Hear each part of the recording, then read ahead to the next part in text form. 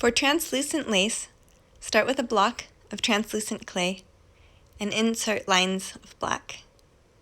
It's nice to have a lot of black already rolled out so that you're ready to design whatever patterns you want.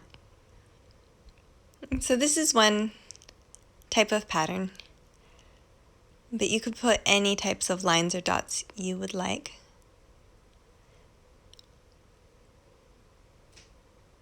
I wanted lines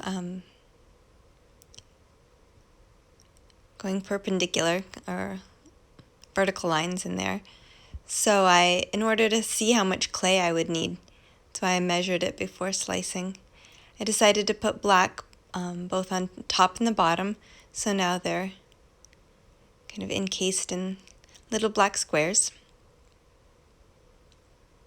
Now at this stage I'm cutting randomly crisscross patterns.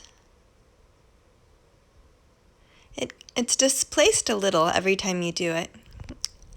I skipped a few steps there. I added a second, third, a sheet of black, and here's the last little corner. I'm adding some black.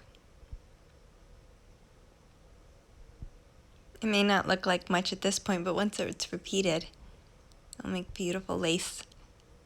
Again, the patterns, the number of lines, that's all up to you. Now for the reducing, always tricky. As always, it's very important that the black and the translucent are about the same consistency. If one is firmer, it will distort the cane. I think that in this case, the black might be slightly more firm than the translucent. But I'm getting it to work here.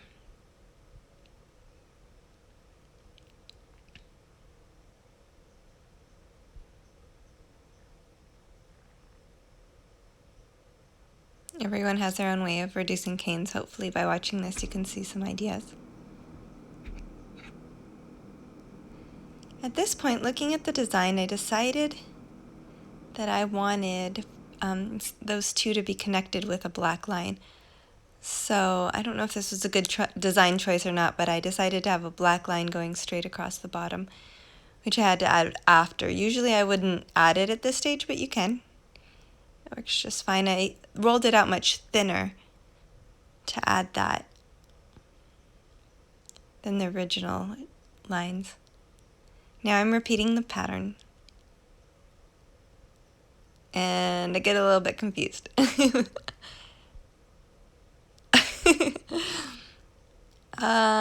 There it is.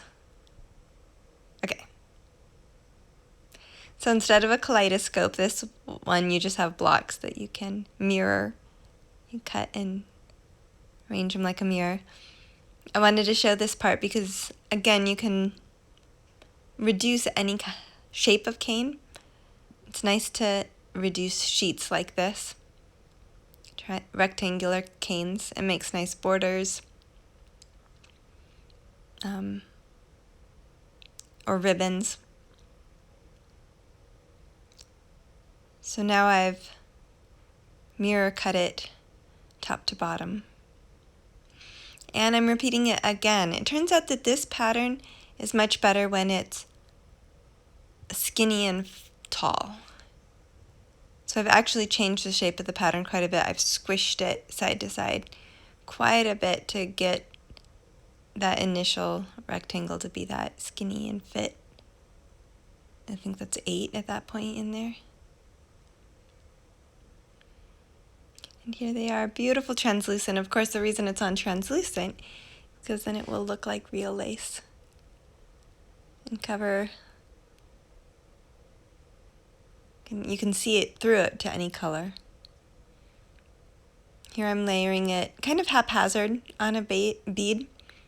Sometimes it's hard for me to layer things perfectly, so I choose designs that can allow me to have a more organic pattern.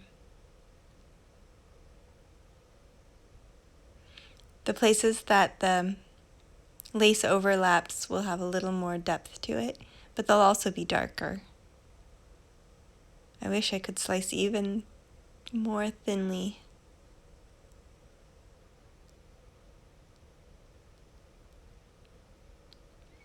These canes, these purple canes, I'll show you in another issue. But you can use any flower cane, butterfly, any kind of cane that you want integrated into that lace.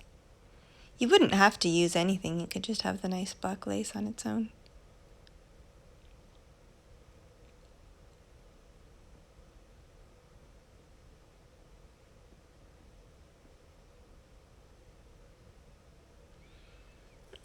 This way I can get different sizes if I if I reduce a flower cane from big to small, I can choose different sections for different sizes of flowers.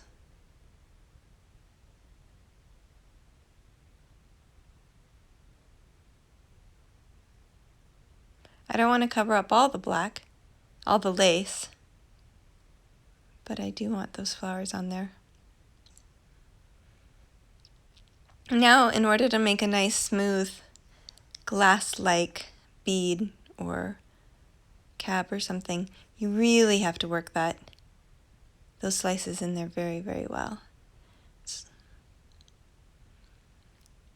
And unless the clay is really warm and squishy, I don't find that it smears the patterns. There's kind of a fine line there. I can make it a square. You could make it a flat cap. One thing I realize is that one easy way to work the canes in is to flatten it at different angles. And there I've baked it. I wiped off the fingerprints, smoothed it out as well as possible. You can still see tiny divots where I didn't quite work the canes in all the way. And then I sanded it.